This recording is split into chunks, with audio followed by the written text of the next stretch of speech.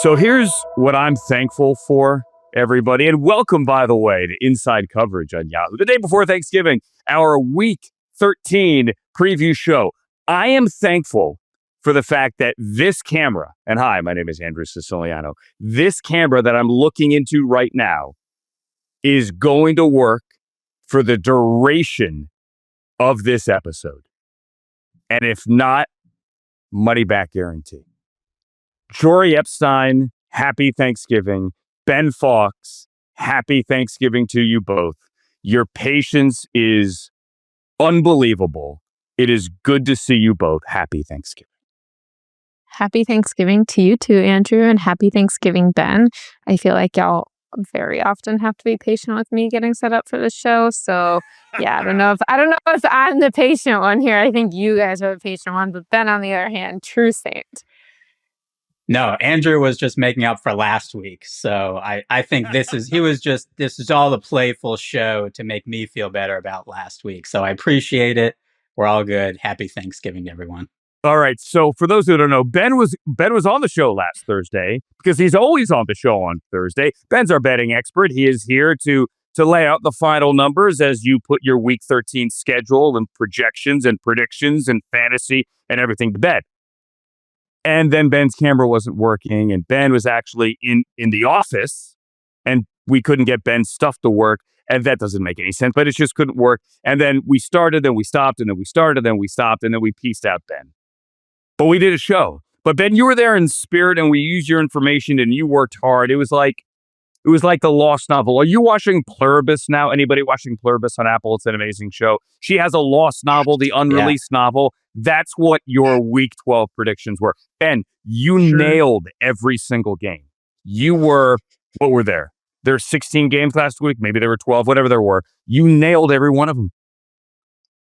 Well, listen, if I had the entirety of human knowledge, like, Pluribus and all of that, we probably would be doing better with picks and maybe have a couple private islands we'd be on. But that's for another day. You could. I haven't finished last night's episode, so please don't tell me.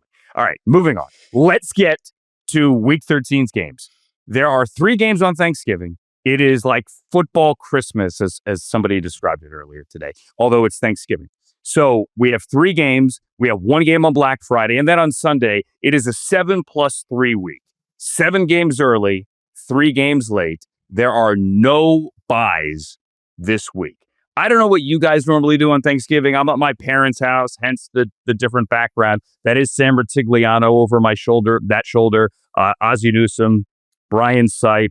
Yep, the 1980 NFL MVP. But I'm going to wake up here. I'm going to set my fantasy lineup. I'm going to forget which players I actually have and forget that there's a 3rd game. Then I'm going to go to my brother's. I'm probably going to have a scotch early to deal with the anxiety. Then we're going to watch all 3 games. And then I'm going to fall asleep on the couch. And then there's the Antoine Randall L-tryptophan, in which I'll eventually fall asleep on the floor. And then I will have no recollection if say, Mike Tomlin trips anybody, although he's not in the late game, but it is an AFC North game. It's the Ravens and the Bengals. Am I making sense yet, Jori? What if someone spits? Do you think you'll have recollection? Because that's way more in vogue than tripping people right now. Yeah, I'll remember that. And is tripping an automatic 1-game suspension, or is that like hitting below the belt? Or is that, if you had to rank them on your holiday airing of grievances, would it be spitting, tripping, or hitting below the belt? There was a trip at the Cowboys-Eagles game I was at the other day. I think it was just a penalty, though. Ben, would you rather be hit below the belt, spit upon, or tripped? I think the answer is never hit below the belt. So either of the other 2 probably would be preferred. Okay, let's get to the games because I'm just wasting time. Thanksgiving, game number 1, a tradition truly unlike any other. It is the 1 p.m. Eastern game on Fox. It's not 12:30 this year. Plan accordingly. The game has been moved to 1. It is Kevin Burkhardt, Tom Brady, Aaron Andrews. Tom Rinaldi is guaranteed to make you cry on Thanksgiving. It is the 7-3-1 Green Bay Packers, the 7-4 Detroit Lions. It is the 6 seed against the 8 seed. It is a rematch from Week 1. The Packers won Week 1, 27-13, a game in which Jared Goff was 31 of 39 through the air, but Detroit did not score a touchdown until the final minute. This is the 23rd time these 2 teams have met on Thanksgiving. which is the most common Thanksgiving matchup in NFL history. The two big injuries to note here for Green Bay, Josh Jacobs, who missed a week ago, and Emmanuel Wilson, who I played in fantasy, played well, has no injury designation, so he is good to go. Jordan Love, however, Jori, is playing with only one arm. He's handing off with his right arm only because his left arm is shot. I'm leaning the Lions here because they're at home, and Dan Campbell last year broke his Thanksgiving losing streak. I want to say Lions. I kind of actually trust the Packers because of Micah Parsons and the way he has come on of late a little bit more. But I'll be honest with you, this game to me is a total toss-up. I agree. And I think it'll be interesting because a couple weeks ago, we saw Jared Goff against the Eagles have the lowest completion percentage, not of the season, but of his entire career. And I wonder, when a Philadelphia defense does something like that, does Green Bay look at it and say, oh, hey, here's how to get Jared out of rhythm. Here's how to get him off his spot. And how effective is that? On the other hand, I look at Jordan Love and this Packers offense. On one hand, Josh Jacobs is back. On the other hand, Detroit is 6th in terms of yards per carry allowed. And so I'm not sure that the Packers are going to be able to win this game on the ground. I think more likely they're going to want to say, hey, this is an aggressive Detroit defense that's likely to leave a few explosives down for you. If you can hit them, can Jordan Love hit them? And that's where, as you said, Andrew, the question of his health will come into play. Yeah, from a betting perspective, I was a little surprised. So the Lions opened as a 3-point favorite at some books, down to 2.5. Sharp money took that 3. The public is all over the Lions in this game. It's like 80% of the bets everywhere, 80+% of the money everywhere on Detroit. Typically, you don't see the Lions right at home under a field goal very often. So I think bettors reacting to that. Also, just the fact that the Lions, no matter what you might have thought of last week's game, and they definitely tried to lose to the Giants, they did indeed win somehow. They eked it out and kind of saved their season. So that still counts as a victory for them in the win-loss column. This is going to be one sportsbook's going to be rooting for a low-scoring game. The Lions have a ton of great offensive playmakers. I think what's interesting in this one, in week 1, we saw that game. I think the Lions had, I want to say, 22 carries for 46 yards. And Jahmyr Gibbs, I think, was like 9 for 19. So they shut him down. He's been obviously an offensive star kind of the rest of the season. So are the Packers able to do that? What happens with Jared Goff, who hasn't looked good? I think in his last 5 games, he's a QBR of more than 45. He's had that in 1 of those 5 games. So hasn't played particularly well down the stretch here. And the Packers have that same thing with Jordan Love. They played the Vikings last week. That game certainly could have gotten out of hand a little more than it already did. Was that the Packers' ineffectiveness on offense against a good Vikings defense? Or was that the Packers just saying, hey, we're facing J.J. McCarthy. We're going to kind of keep it simple, run the clock, run the ball. This is all we need to do to win and get out of there. So it's kind of been 2 teams with super high expectations that have disappointed somewhat. I do tend to trust the Lions a little more. They also have a lot of offensive line injuries, which I'm a little concerned about too. So I think this is one you want to see who's playing in the game first. And then regardless, it should just be a really good game between 2 really good teams that actually both need this game, because there's another team that we'll talk about, the Chicago Bears, who are in first place in that division. We'll get to those Chicago Bears in a second. Because the Packers have that tie, which is, in the eyes of the standings here, because they haven't played the same number of games, it is a half win. If Green Bay were to win this game in the early window, the very first game of Week 13, Green Bay would jump ahead of Chicago, at least for now, into first, because they would have 8.5 victories, and the Bears would have only 8 victories. You say, well, why can't the Lions do that? Well, the Lions are 7-4. They would have 1 more loss than the Bears. It is interesting about the Green Bay offense, and we laid out the Josh Jacobs thing, although Emmanuel Wilson had a really good week last week. He had a $107 on the ground and a couple of touchdowns. The Packers have hit a wall offensively that we have not seen them hit in a long, long time. There was the primetime game a couple of weeks ago where Matt LaFleur was asked, are you going to hold on to play calling? And he said yes. Green Bay has fewer than 300 yards in 3 straight games for the first time in 25 years. They have not had 4 straight games with fewer than 300 total yards since 1993. So it's been 32 years where they have not gone 4 straight games without being held under 300 yards. If the Lions find a way to do that on Thanksgiving, that would be some pretty ridiculous history here. All right, let's get now to the game in the middle of the afternoon. This is the one where normally we are at the table. My sister-in-law, and I love her, and I actually kind of agree with her on this, doesn't want the TV visible from the Thanksgiving table. Like, let's eat as a family. Let's put our devices down. Let's forget about the game. So I'm probably going to miss the first half of this game. However, I don't think I'm going to hurt the rating. I'm going to guarantee you, or Jori and Ben, your money back, that this will be the most watched regular season game in the history of the National Football League. The previous record was 42.1 million. That was the Giants and the Cowboys in 2022. This is a 6-5 Chiefs team and a 5-1 Dallas team. They're each number 10 in their conference. Nance, Romo, and Wolfson.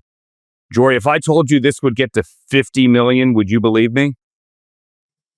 I would. I was thinking about this, and I think in terms of like people watching it, I think absolutely all of the ingredients are there. They're the Cowboys, they're the Chiefs. It's Thanksgiving. This is the time. You've got the Chiefs with Patrick Mahomes. The Cowboys are coming off, both the Cowboys and the Chiefs are coming off crazy wins. The only thing I wonder is, I know these numbers are like how many TVs are turned on. And I always wonder, when you have a lot of people watching the same TV for Thanksgiving, how much that's going to impact the numbers if more people are to a TV than if we're all watching this on our own. But I agree with you. This really does have the makings. And okay, you turn it on late. Well, last I checked, Nielsen is just how many people are watching it total. You don't have to be watching the entire thing. So you would know that better than I would, though. Yeah, no, I think I don't know if it's going to get to 50. I know it's going to break 42.1, partly because it's a self-fulfilling prophecy, and people have been talking about this since the schedule came out in May, so it's going to happen. The numbers are going to get cooked one way or the other. Ben, this is the number 1 total offense for the Cowboys. The Chiefs have the number 4 scoring defense. Dak is the number 1 play-action quarterback in the NFL. I think that factors here bigly. The Chiefs have the number 8 run defense. I want to say Cowboys here, but at the same time, I honestly feel that the universe is working against every single one of us that said the Chiefs were dead last week. I mean, I don't want to get into a whole universal discussion, but yeah, look, I think the Colts could have done the AFC certainly, and potentially the entire NFL a big favor. And I think some of how you go into this game and examine it is, which of those kind of two halves do you look at for each team, right? So the Cowboys were down 21-0. Then they had staged a comeback against the Eagles, who I think had won, I want to say like 99 straight games when they were up 21 points. So is it the Cowboys team that came back and that defense that stopped the Eagles, I think 8 straight times? Or is it the team that went down 21-0 in the first place? And the Chiefs is a little bit of the same, where they were down 20-9 in the fourth quarter. The Colts can't put them away.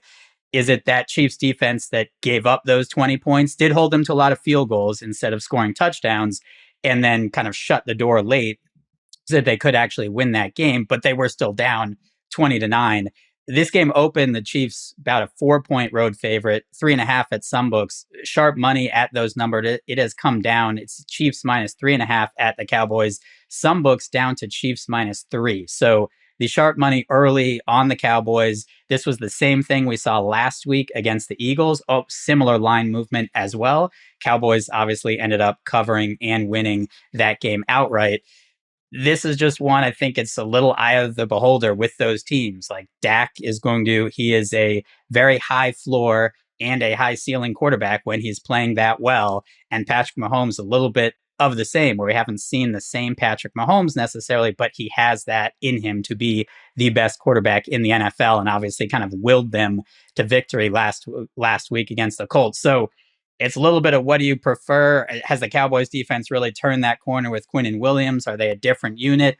Or was little smoke and mirrors? This offense is really good. They kind of caught lightning in a bottle, and the Eagles probably should have won that game. I think it's going to be a really interesting game. One stat to throw at you as well: Patrick Mahomes, when he faces a team on short rest, regardless of whether he is as well, he is 19-3 straight up in those games. So tends to win those games with his team when they're on short rest. For whatever reason, him, Andy Reid, the combination, they tend to do well in those games.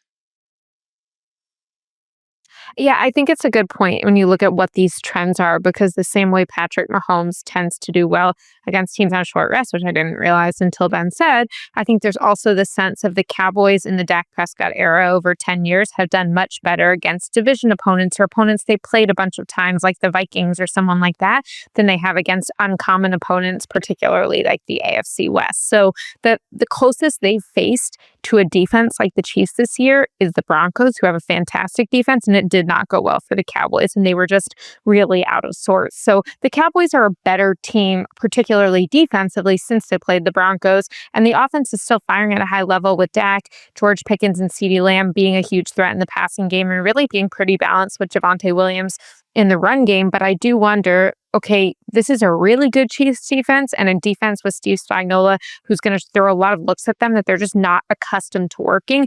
Is that going to get their timing off? And on the flip side, yes, this Chiefs team, okay, they're getting Isaiah Pacheco back, but their run defense for the Cowboys is pretty good. That said, I don't think the Cowboys' pass rush has shown enough to make us really concerned that they're going to slow Patrick Mahomes. Their run defense, I do, but with Jalen Hurts, he really didn't have much pass rush last week. It was the run defense that was working. Yeah, and the interesting thing here, too, with both of these teams is they've both kind of beaten up on bad teams and failed to beat good teams. Yet, they are both coming off resounding fourth quarter rallies to beat good teams last week. The Chiefs looked as if they were dead. They got off the mat. And when I say dead, I mean like their season's over.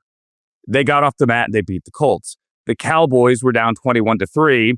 They got off the mat and stunned the Eagles. And so they are both riding high on a short week.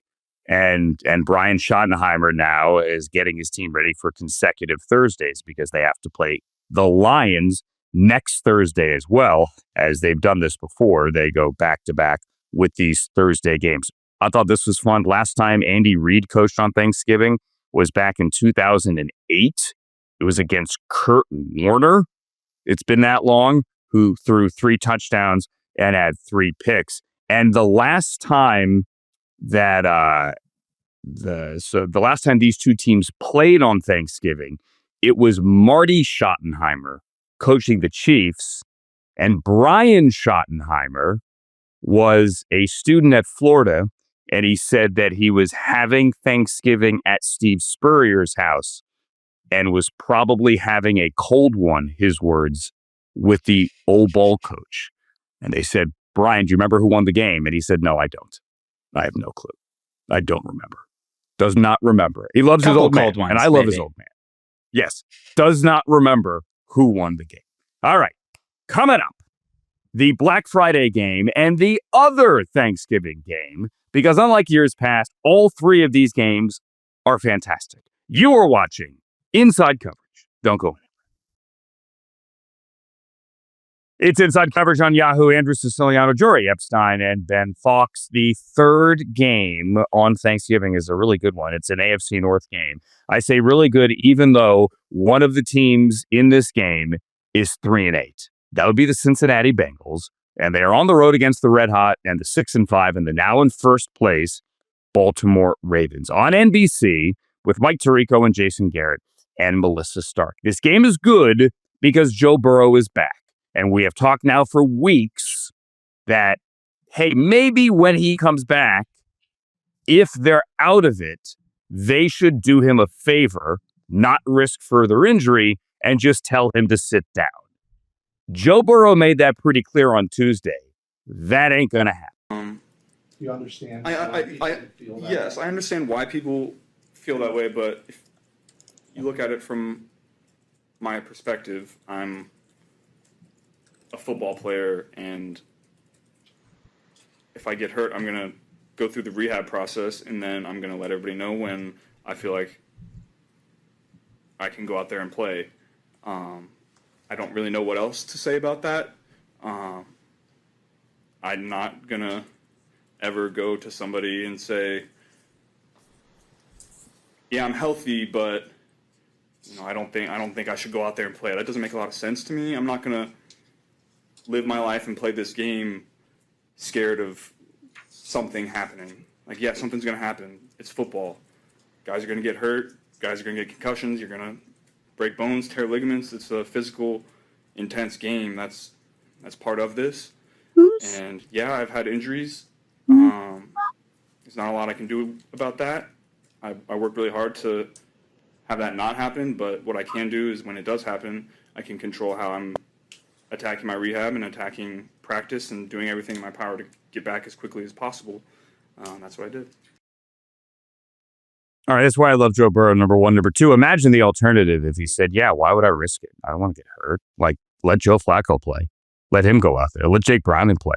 I don't want to do this. I'm worth too much to this organization. Of course, he would never say that. Now, what's crazy about this is that even though they're 3-8, Jori, with a win and a Pittsburgh loss, Cincinnati would be only 2 games back with 5 games to go. I think the AFC North is all about chaos. I know the Ravens defense is playing fantastic, but Jamar Chase is back, and I think the Bengals are going to go in there and win. Am I nuts? It's funny because when I saw that Joe Burrow was coming back, I'm like, wait, whether or not the Bengals are able to make the playoffs, I do think that Joe Burrow can seriously impact who wins the AFC North because he's got 2 games against the Ravens. It looked like the Ravens had a cakewalk of a schedule by NFL standards, of course, and now it doesn't look like that anymore with Joe Burrow back. On the other hand, I do wonder a little bit, are we putting too much stock in what Joe Burrow did in previous years? Because one, Joe Flacco and that offense have looked pretty good. It's really been the defense more. I mean, think about that crazy, 42-41 game in Chicago. It wasn't about the offense and whether Joe Burrow was there. It was much more, could the defense stop anyone?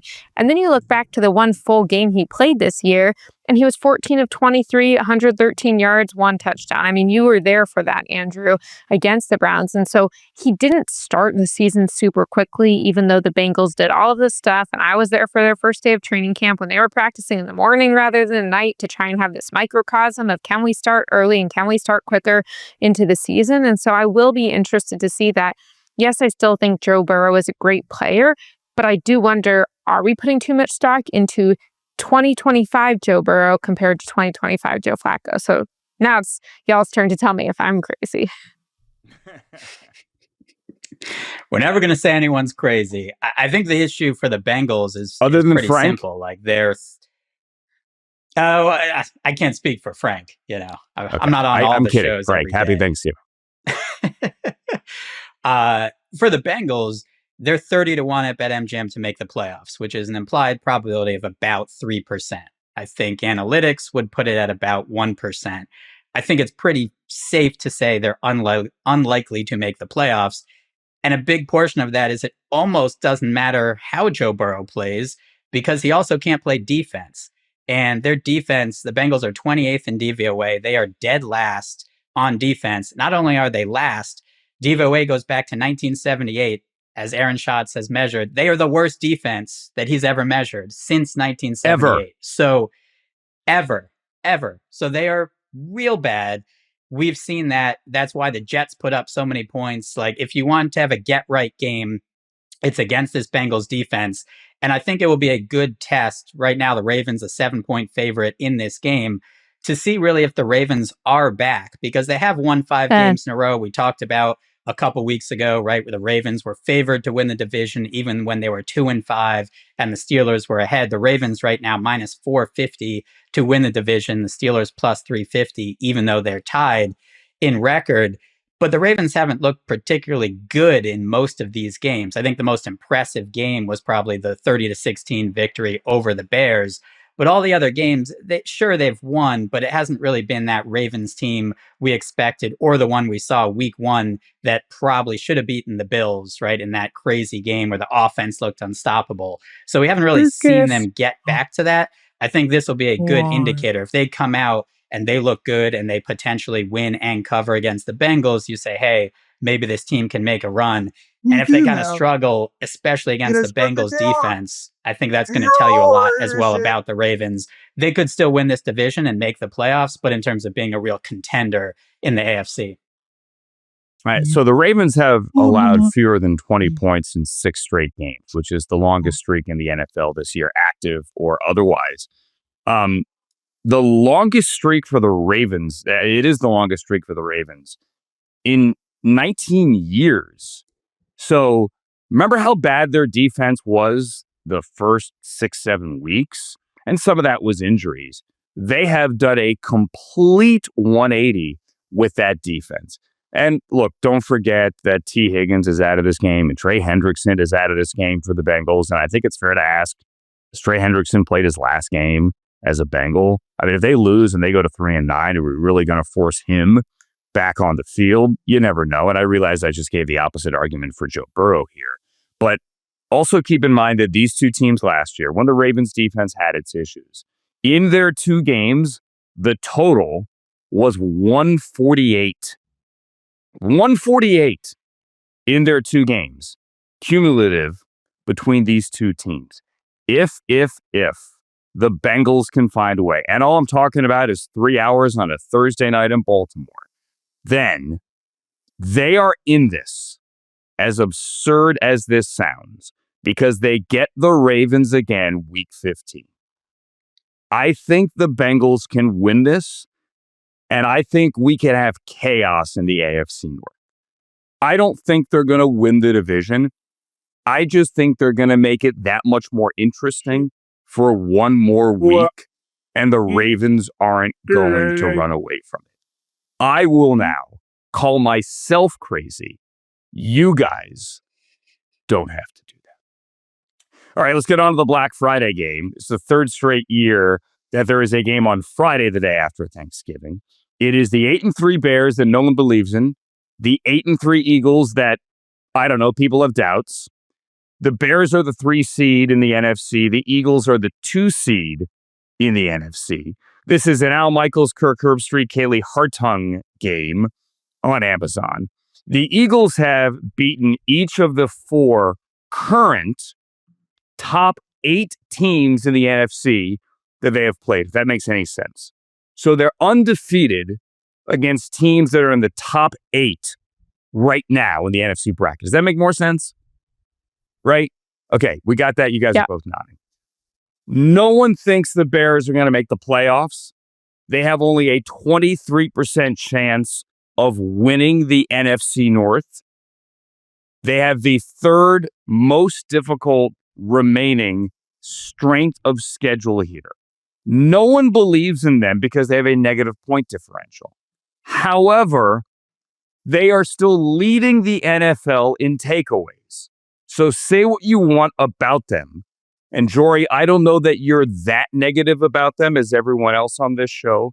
They take the football away, and Caleb Williams and Ben Johnson are opportunistic when they get that football. I'm going to go for chaos.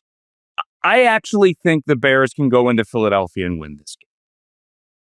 Wow, it's an interesting point, and I will say on the Bears defense, their defensive backs coach, and he might also be their passing game coordinator, Al Harris, should be a defensive coordinator next year. I mean, he had a ton of success in Dallas with guys like Trayvon Diggs and Deron Bland, now with guys like Nashawn Wright and beyond, who were not previously necessarily as proven as they are now in Chicago. And I think, yes, kudos to Dennis Allen, their defensive coordinator, but what this Bears group is doing is really exceeding expectations relative to what we thought. And I think what will be interesting is if you're the Eagles defense, on one hand, Vic Fangio, I feel like has this, here's the way that we're going to get you off what you're trying to do. But you also have to be very careful and very patient as a defense when I talk to people who have played the Bears this season, because there are going to be those trick plays, and that can be that, like, if you don't stick to your rules and stay disciplined, then the Bears and Ben Johnson's creativity are going to come back to hurt you. And on the flip side, as you said, this Eagles offense has not been consistent. And I know that maybe we would be talking a different game if it was the 21 points against the Cowboys and they didn't ultimately blow it. But I don't really think that was the defense. The defense still made some stops against the Cowboys. It was really the fact that the offense was not consistent. They haven't been balanced. We talked earlier on the show this week about Saquon Barkley and how bad things happen when he gets fewer carries and fewer touches. And I do think that that is going to be something that, hey, if you are running the ball against the Bears, who, by the way, have a bottom 3 run defense, then not only are you potentially playing into the formula we've talked about earlier, but also you're not allowing as many potential interceptions, which is what the Bears have been great at. Yeah, this is between, I think, two teams that if you'd ask random people on the street, what would this line be? I think you probably would imagine it's Eagles 3, Eagles 4, somewhere in that. It's Eagles -7. So odds makers have very different power ratings between the Eagles and the Bears, despite those records. Total of 44.5 has come down a little bit. There is expected to be some wind up to 20 miles an hour. So that obviously could impact the passing game as well. And the Bears, like you're saying, very good rushing the ball, number 2 in rushing yards per game, not so good stopping the run. And they really have feasted off of those turnover differentials. I think, again, those advanced stats, right? We always mention them. Doesn't mean they're foolproof, but they do have a large database over many years. Eagles 8th in DVOA right now, the Bears 22nd. And the Bears have kind of been hovering in that range for most of the season. You can't take away, I think both things can be true. Bears fans are not happy with me on X right now, basically because I'm not Aaron happy Schatz, with you for calling it X rather than Twitter. Well, that too. Carry on Twitter, whatever it's called. Are they angry at you on Threads and Blue Sky as well? No, only because I didn't post there. But basically, the Bears are the worst, by DVOA, the worst 8-3 team in history since 1978. They did not take too kindly to that advanced statistic, but it's basically just they've beaten the teams they probably should beat, and they have a better record right now than you'd think. They also have faced some weak quarterbacks, and the way that they've won all those games kind of in last second, or the touchdown against the Bengals, or Jaden Daniels fumbling and all of a sudden they get the ball and they get a field. They've kind of won in those ways that you wouldn't expect it to be sustainable, yet they've done it week after week. So it's kind of reminiscent of that Vikings team that went 13-3 and then unfortunately lost in the first round of the playoffs to Daniel Jones and the New York Giants, in that at some point it probably will catch up to you. The Bears win total was 8.5. So they are well ahead of what Vegas and odds makers thought they would be. But it's just kind of that question of, okay, is this a step up in class now with Philadelphia? Kind of what do they show against an Eagles team that also needs this win, less probably for the division, but still for the division, certainly for the playoffs, and is coming on a very different mindset than if they had won that Dallas game. So are they going to fall apart a little bit because they blew that 21-point lead? Or are they going to be really pissed off and put it on the Bears? I think it's going to be a fascinating game that will prove a lot about both teams once we see the outcome. Listen, Bears fans, if you guys win your odds of making the playoffs go up considerably. Right now, they're only 61%. You win this game, they go up to 77%. So, like, this is your prove-it game. This is your standalone Black Friday. All of America is watching. Rivalry weekend in college football. Like, this is the one. Circle it right there. You want to go prove to people that you're legit. And look, you have 8 wins. You're legit. No one's suggesting you're not a legit team. What they are suggesting is that if you had to rank the best teams in the NFL, you're not among them. Now, the flip side of that is that the Eagles here, I mentioned the Bears lead the league in takeaways. The Eagles have the fewest giveaways, but it was a giveaway on special teams, an uncharacteristic one that helped swing that game a week ago. Jalen Hurts at home is ridiculous. Since 2024, and this includes the postseason run last year, Jalen Hurts, if you look at quarterback record, is 13-2. The numbers say I'm with Ben. This is the Eagles game. But I'm kind of going on gut this week. I guess why I picked the Bengals to beat the Ravens. This one, and the Bears have exactly the opposite record of the Bengals. I realize that. This one, for me, is going on gut. And I think the Bears win, regardless of what happens with the Lions and the Packers on Thanksgiving Day, the day before. And this one's crazy. Now, Eagles fans can get mad at me, but they're mad at their team. So being mad at me is probably irrelevant. Yes, Jori, your hand is up. Yeah, I know. I'm like, question for the group. I am curious when I think about what the Eagles are doing offensively and how stark of a difference we see between the threat of their defense and the threat of their offense.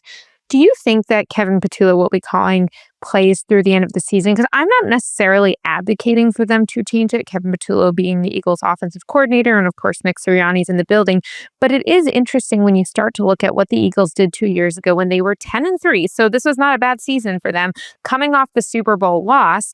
And they said, oh, you know what? This defense is really not working. And they fired their defensive coordinator when they were 10-3 in December. And so I'm curious because on one hand, you could say, there is precedent for Howie Roseman, Nick Sirianni, and the leadership group getting impatient when one side of the ball they feel like is dragging down the other, particularly when they're winning enough games to be a real contender. On the other hand, it actually went terribly for them. And after they fired him, they had lost the 2 before, and then they lost 3 of the last 4, followed by a playoff game in Tampa. So I'm not necessarily saying they should, but I'm just curious how you think that 2023 experience will influence the Eagles' decision if their offense doesn't straighten up in the next couple games.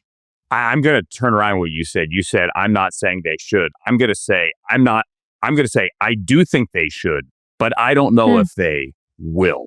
I think change for the sake of change, what Dan Campbell did, a new set of eyes on things, I think that's a good thing. I think a coach stepping in and saying, hey, let me do this for a week or 2. You can have it back.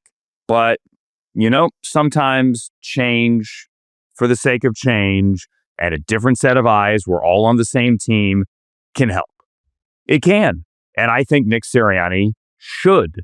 In a town, though, like Philadelphia, I don't know if he does that. Can he ever take it back? Maybe the town shouldn't really be a factor.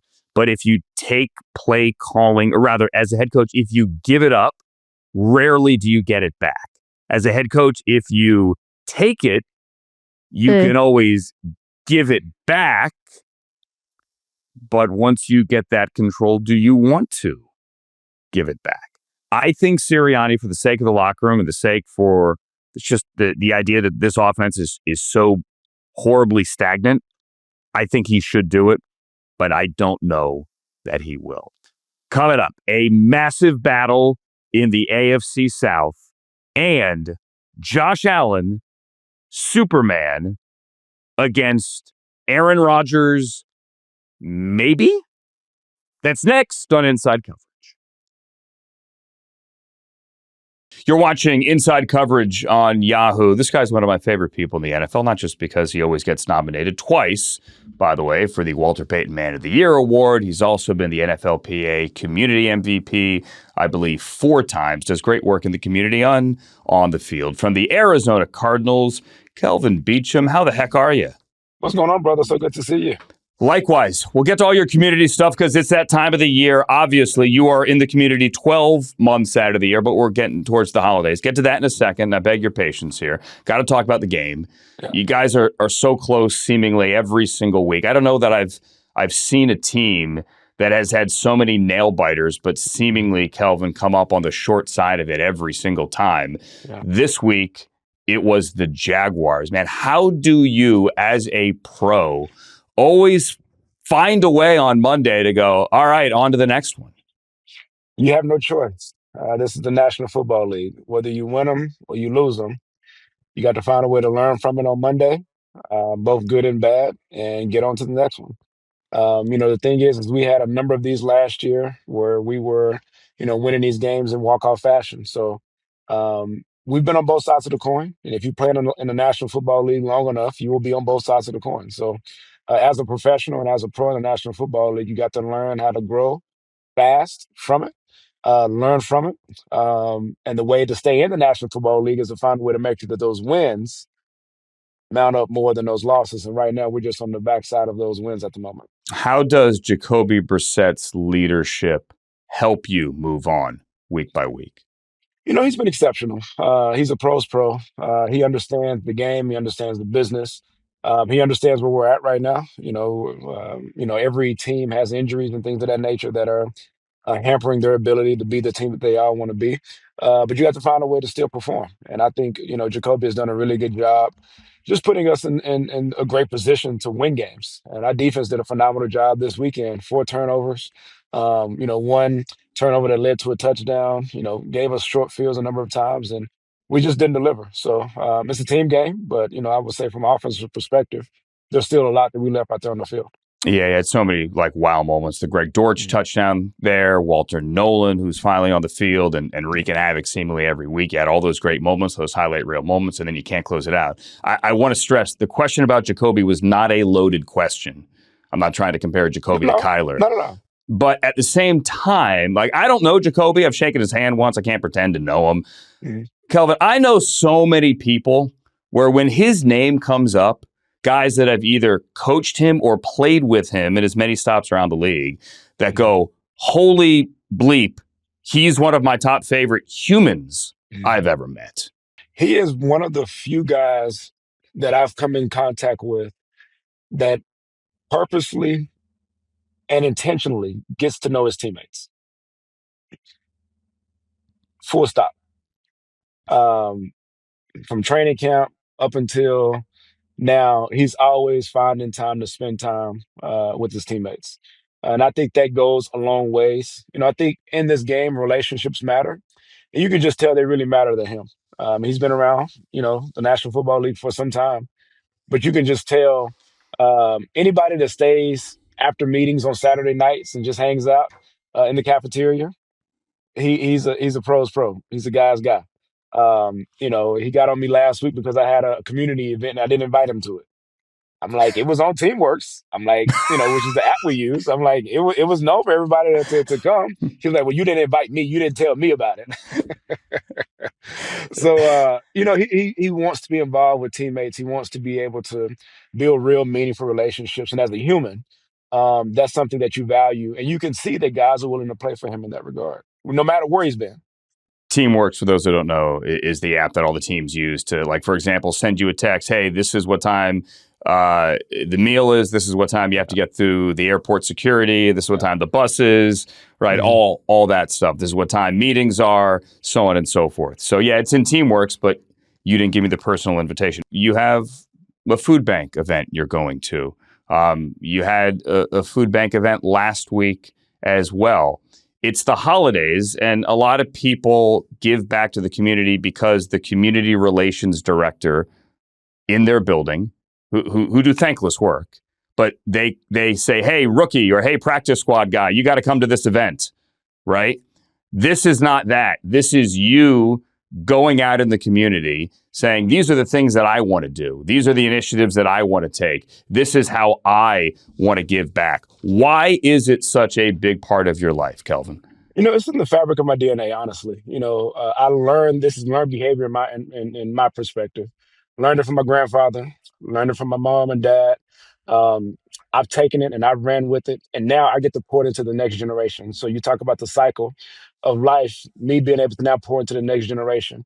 If my kids, didn't have extracurricular activities today, they would be going with me to the event that I'm about to go to right now. Serving, in collaboration with Mr. Bidwell at one of the homeless shelters here in town. So for me, it's one of those things of being able to find ways to serve. And I just enjoy serving. I get energy from serving. Considering the game yesterday, I need to go find some energy somewhere. So I got to go steal somebody's energy.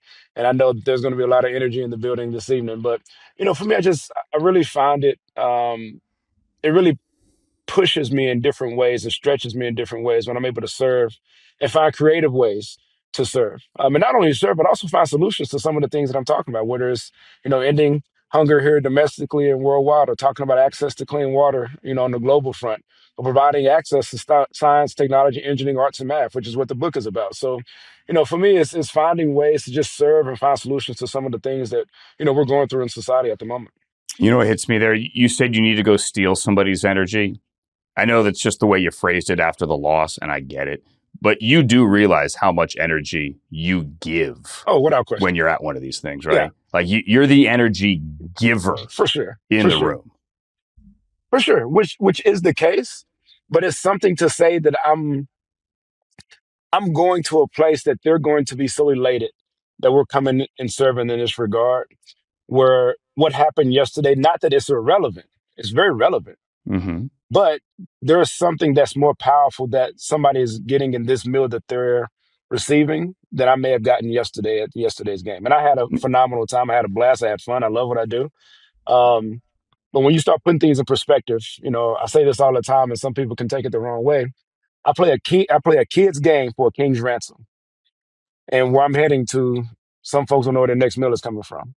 So when you start to put things in perspective, you just realize, hey, I had a great day yesterday. I didn't have the outcome that I wanted, but I get to go and serve in this regard. And like I said, it just puts things in perspective in a number of different ways. No, I love it. And I don't know that I've heard it described that way. That's why I wanted to point it out, because so many people, you come home from a bad day of work, you just want to collapse on the couch. Yeah. And your way of unwinding after a bad day at work is going to recharge by giving back, which I get it. And you're not the only one that, I'm not saying you're the only one of 2,000 players in the league that can think that way. You don't hear it articulated that way very often. I think it's a great way to say it, especially around the holidays, when especially this year, maybe more so than other years, people are feeling it, and they can use someone giving back, and they could use someone not only doing something in the community, but also doing such as an author. Kelvin's Big Adventure Map. It's the new children's book. Kelvin Beachum, a two-time Walter Payton Man of the Year Award nominee. Happy holidays, man, to you and your family. Don't know if and when I'm in Arizona anytime soon for a game, but I hope our paths cross sometime soon, man. I have no doubt. Most likely we'll see you in San Francisco, most likely. Definitely do that. We'll see you at the Super Bowl. Good luck this week, man. Happy holidays. Yes, sir. Happy holidays. All right, I promised we would get to the games on Sunday. Let's get to the games on Sunday now. You're watching Inside Coverage. Hi, my name is Andrew. Happy Thanksgiving again. Jori Epstein is here. Ben Fawkes is here as well. This game a couple of weeks ago in the AFC South did not look like a good game. It looked like the Texans were kind of sort of, treading water, and the Colts were going to run away with everything. Now you have a 6-5 Houston team, red hot, on the road at Indianapolis against an 8-3 Colts team that's coming off that loss at Kansas City. This is the 8 seed against the 3 seed with Ian Eagle on the call, along with J.J. Watt and Evan Washburn. Colts have the number 1 scoring offense. Texans have the number 1 total defense and the number 2 scoring defense. And as we sit here, we're recording this on Wednesday, C.J. Stroud is still in concussion protocol. Now, the Texans are likely optimistic. I think they've implied that they are optimistic that he could be back on Sunday. But right now, we don't know that. What we do know is that Davis Mills, Jori, is 3-0 as a starting quarterback. And if he can go to 4-0 as a starting quarterback, that the Week 18 game, the rematch in Houston, is that much more interesting and a potential flex out game, if you will, for NBC. I'm going to go, I don't know what the line is, honestly, here. I assume that Indianapolis at home is favored. Ben, nod, yes, right? Indianapolis at home is favored, right? Okay. I'm going to take the upset again. This is my upset week. I am taking Davis Mills. I believe in Davis Mills and the Texans, Jori. Yeah, it's a great question, because I think what we often see when a backup quarterback has a lot of success is, in some ways, they're not trying to win the game so much as not lose it, particularly if you have a great defense on your team, which the Houston Texans absolutely do. And so when you pair that with the fact that Daniel Jones is not 100%, I mean, he's already been limited on this injury report. And I think that Daniel Jones' threat of his legs, even if he doesn't use them regularly, is one of the reasons that he can be effective as a quarterback, and that Jonathan Taylor can be effective, because you have to worry about Daniel Jones. And so if Daniel Jones is hampered and you're going against this great defense and they maybe can sell out to stop Jonathan Taylor, I don't think that's a great recipe for success for the Indianapolis Colts. Yeah, Jori pretty much nailed it. Colts 4.5 at some books, 4 at other books. I do think some of this probably is with CJ Stroud playing. I think this probably would move a little bit if indeed it was Davis Mills, but also props to the Texans. This is what a backup quarterback is supposed to do. Unlike, let's say, in the Vikings, that's for a time for a story for a different time, right? Your backup quarterback has been in the system. He at least knows what he's doing. He's not going to necessarily lose you the games. I think no one's going to be writing home about the Texans beating the Titans 16-13, but now they've won 3 in a row. They're right in this. And ultimately, this is a huge game for the Colts as well. Coming off that Chiefs game, having that loss, they're kind of in this odd position where they haven't faced the Jaguars yet. They faced them twice, and they haven't faced the Texans yet. So they have all these divisional games remaining. Even though they're up, they still have a difficult schedule kind of with those, as well as at the Seahawks and against the Niners. So the Colts could be that classic team that started really hot and kind of falls apart down the stretch.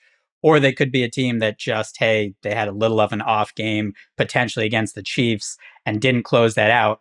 The offense has looked good. I think the question, as Jori brought up as well, is was a blueprint delivered as to, hey, the engine that is making this offense go is Jonathan Taylor. And if you sell out a bit to stop him, that potentially is a way to slow down this offense, make Daniel Jones beat you. The Chiefs were able to do that. They obviously have a different defense in Steve Spagnuolo, but the Texans defense, we just saw them shut down Josh Allen. So they have the ability to do that. I think it's going to be a really fascinating game. And also Sauce Gardner limited with a back injury as well. That's something to watch as well as we get closer to this game. And, I'm not saying the Colts are the Bears here. And by the way, Shane Steichen admitted or conceded that he probably should have leaned upon Jonathan Taylor more down the stretch in that loss in Kansas City, but he didn't. And Kansas City comes away with the victory here. The Colts are not the Bears because, look, they had a 100-point differential a couple of weeks ago. It was like them, the Rams, the Seahawks, they were blowing teams out of the water. But Indianapolis, and this is a tough stretch, like you said, they have actually the most difficult strength of schedule in the AFC down the stretch. Every game right now on their remaining schedule is against a team that is currently over 500. The Colts are 6-0 against teams that are currently under 500, but they've lost 3 of 5 against teams that are above 500. I believe in the Colts, I truly do. But this, as Ben said, is a massive test. We find out just how good they are. They're making the playoffs, but do they limp into the playoffs with memories of what we did in September and October? Or do they power into the playoffs with this actual belief that they are a good team, not only internally, but externally as well, everyone trying to judge them? This game, for me, goes a long way into determining who are the Indianapolis Colts. And then we're going to do the Steelers and the Bills here. Buffalo 7-4. This game's in Pittsburgh. Pittsburgh is 6-5. The 9 seed visiting the 7 seed with Nance and Romo and Tracy Wolfson. And it is fair to ask, do either of these teams make the playoffs? On Wednesday, Aaron Rodgers admitted after Mike Tomlin was really optimistic on Tuesday that he can't take snaps from under center right now. So he cast a lot more doubt on his playing Sunday than Tomlin seemed to imply on Tuesday. DK Metcalf did not practice Wednesday. The Bills are also with a long list of injuries. Dalton Kincaid and Dawkins, the left tackle, also did not practice on Wednesday in Buffalo. The Bills have lost 4 of 7. The Steelers have lost 4 of 6.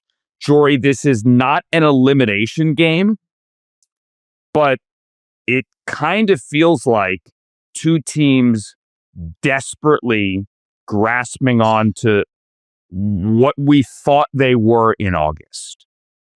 Yeah, I think it's definitely true. And I think it'll be interesting to see, as you mentioned, the role of Aaron Rodgers, because do we think the Steelers would have beat the Bears last week in that close game if it was Aaron Rodgers rather than Mason Rudolph? Obviously, that's a hypothetical and that's not who is playing. But I do think that the Steelers are getting the Bills at a time when they're vulnerable. We've seen what they've done recently. We've seen that there are some cracks in the armor in Buffalo, and this is the time you want to do it. I think that's one of the reasons that Mike Tomlin and Aaron Rodgers are being so coy about his health. No, on Wednesday he was not practicing or not throwing at least. And it's interesting because I think last week he knew earlier than they were letting on that he wasn't going to play. Yeah. And I think that was kind of some gamesmanship. And I'm not saying it in a legal way, but I think that was part of it, because when he was asked this week about when he realized he couldn't play, he didn't really answer the question. He just said, well, on Thursday and Friday, I was trying to see what I could do. But I mean, it was a game day that we got this news. And now you go into this week and he says, okay, well, I'm doing a little more rehab. I've had a little more time. And one of the reporters, I believe it was Rick Pryor, said, well, is it your understanding that you have to be cleared by a doctor in order to play against the Bills? To which Aaron responded, quote, no, I've never had that understanding. So now we also know this is the guy who famously said he was immunized when he had not had the COVID shot. And I'm not trying to make this political, but I'm saying when he says, no, I've never had that understanding, it might not be, it's not the case. He's just saying, well, that's not what I understand. I'm just not thinking about it. So Aaron uses words in playful ways, and they don't always lead to the same conclusions that we might expect. That said, I think the Steelers know anything they can pull out this week to try and keep the Bills on their toes, which includes the possibility of preparing for Aaron or Mason, they need to use, and that's what they're doing. Yeah, the Steelers, I think this game is pretty simple. It kind of comes down to turnover differential. Can the Bills not turn the ball over, and do the Steelers get those turnovers? The Steelers 4th in turnover differential at +8. The Bills are 18th at -2. Josh Allen, I think he's thrown 5 picks over his last 3 games. He obviously overcame that against the Bucs, and kind of we saw Superman. But the Bills just have had a lot of kind of, I guess, confounding losses that we'd say from what we expected from them before the season. This is a team that was around the favorite to win the Super Bowl, supposed to be favored in potentially all the games. They're going to end up being favored probably in most of the games, and they should still make the playoffs. But this is a game that opened Bills -4, 4.5 at some books. Now it's down to Bills 3.5, and even -3 at a couple of sharp books. So early money on the Steelers there. The Bills are still 10th in DVOA. And I think what's surprising about their offense is you look at all these stats. They're 3rd in EPA per play. They're 3rd in total yards per game, 4th in third down percentage, 4th in yards per play, 1st in rushing yards per game. And yet they're not scoring kind of at the level that we would think and blowing some of these teams out and even winning some of these games. So the defense has been an issue. I think the offense has been an issue. They obviously haven't gotten what they thought they'd get out of Keon Coleman. We'll see if I believe they signed Brandon Cooks. We'll see if that provides something down the stretch. But it's just been a little bit of a disappointing season. I think that they still win this game. I think they're the better team than the Steelers, regardless of whether it's a diminished Aaron Rodgers or Mason Rudolph playing. But it's an important game. If they lose all of a sudden, then yes, you are looking at that wild card picture, the division probably out of reach, especially with the Patriots' easy schedule. And all of a sudden, regardless of whether you make the playoffs, it's then their goal is different than their goal is Super Bowl. It's different than other teams. Can you now go on the road in the playoffs and win those games against those teams? That's probably what you're going to be doing if you lose this game. Listen, the Steelers aren't out of it in the AFC North, considering everything we've already said about that division if they are to lose this game. But right now, the Bills are 2.5 games back of the Patriots, which is the biggest gap between first and second place team in any division other than the Eagles 2.5 games ahead of the Cowboys. So it's the same number. If they lose this and they fall into an even deeper hole, we already know the division is a comical long shot at this point, although it's still there. But then you're in legit danger of missing the playoffs. And the idea that the Bills would close their stadium before heading into the beautiful new place across the street without a home playoff game or without a trip to the playoffs, period, back in August or even September. Let's say back in September after they rallied in the fourth quarter and beat the Ravens on Sunday Night Football to open the year, would have sounded absolutely preposterous. I mean, you would have accused all of us. Actually, Ben, hold up your glass. What do you have in that glass? Hold it up. What do you got there, buddy? Little root beer. It's definitely root beer. Okay, that's root beer. That's not brown liquor. It's a short glass, man. Just root beer. Yeah. Okay. Well, it's been So a my long point show. being, I've been going through it. I know it's been a long show for a lot of reasons, and you guys are both amazingly patient. If I had said back in September that they're not going to make the playoffs, you would have accused me of drinking whatever is or is not in Ben's short glass there during the show. And by the way, I'm not mad at you if it isn't root beer. Like, no one would have ever projected that. And if they don't make the playoffs, I do think it is fair to ask, what does the offseason, what does January look like in Buffalo? And I don't just mean the snow, because this team is not supposed to miss the playoffs. It is Super Bowl or bust. That was the entire theme of Hard Knocks. This team is going to the Super Bowl. We just have to get through training camp. Well, now, yeah, this game kind of means something in week 13. All right. You guys mean something, and I know I've been very, very, very grateful for everyone here, for their patience, and for our listeners and our viewers. Always grateful for them as we get to Thanksgiving. This does not have to be, as we do one more thing here, a Thanksgiving-themed one more thing. However, if it were, I think everyone gets extra credit. Did anyone bring a Thanksgiving-themed one more thing? Jori? Okay, chicken over turkey isn't my one more thing, but I am always going to be chicken over turkey. And on a football standpoint, I would like to note that Sam Darnold should be thankful that the Seahawks recognized what he was capable of after the Vikings made the decision for J.J. McCarthy, because he is going back with the Seahawks to play Minnesota this week. So, or I should say he is welcoming Minnesota to Seattle. He is playing against his old team. So I'm thankful that Sam Darnold is able to be thankful, because we love a good reclamation story. Absolutely. Ben, what do you say? One more thing. Yeah, I think Jori is going to force me to pour something other than root beer in that glass with Sam Darnold, given what's happened to the Vikings this year. But my one more thing is basically just Thanksgiving is, I think, a great holiday. Everyone's getting together. You're eating food. There may be some adult beverages involved. You don't have to bet on the games just because they're there. There's a lot of football. There's a lot of every other sport. Be present. Be with the family. If you want to indulge, that's great. But have a reason that you're putting money down on the third string tight end for the Lions to score a touchdown. Don't just randomly be firing on these games throughout the day. And people are wondering, why is he so upset? Or he keeps sneaking off to the bathroom to check the score or something. Just be present with everyone. If you want to bet, that's great, but have a reason that you're doing it. Don't just start firing things on Thanksgiving and let it affect your mood. Look at that, Ben. I am grateful to you and for you for like asking for restraint on Thanksgiving. I love you.